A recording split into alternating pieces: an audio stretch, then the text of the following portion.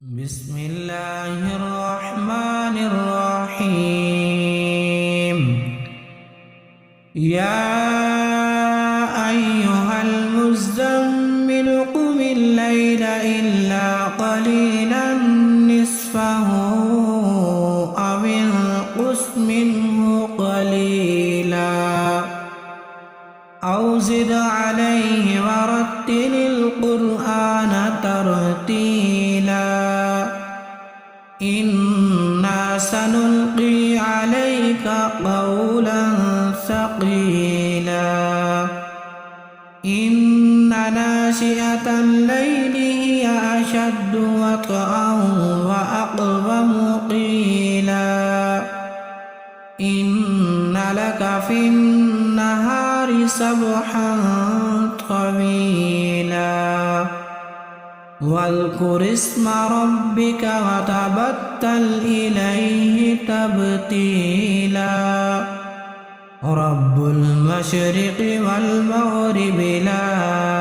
إله إلا هو فاتخذه وكيلا واصبر على ما يقولون واهجرهم هجرا جميلا وذرني والمكذبين أولي النعمة ومهلهم قليلا إن لدينا أنكالا وجحيما وطعاما ذا غصة وعذابا أليما يوم ترجف الأرض والجبال وكانت الجبال كثيبا مهيلا إنا أرسلنا إليكم رسولا شاهدا عليكم كما أرسلنا إلى فرعون رسولا فعصى فرعون الرسول فأخذناه أخذا وبيلا فكيف تتقون إن كفرتم يوما يجعل الولدان شيبا السماء منفطر به كان وعده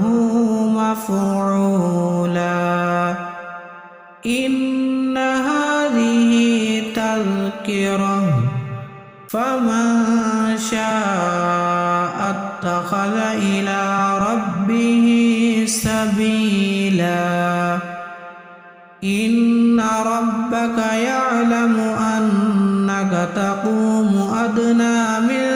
ثلثي الليل ونصفه وثلثه وطائفة من الذين معك والله يقدر الليل والنهار علم أن لن تحصوا فتاب عليكم فاقرؤوا ما تيسر من القرآن علم أن سيكون منكم مرضى وآخرون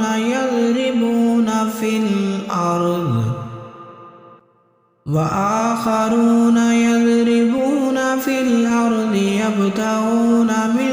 فضل الله وآخرون يقاتلون في سبيل الله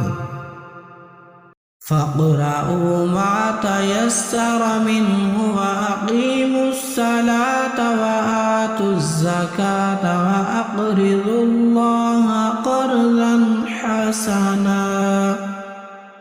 وما تقدموا لأنفسكم من خير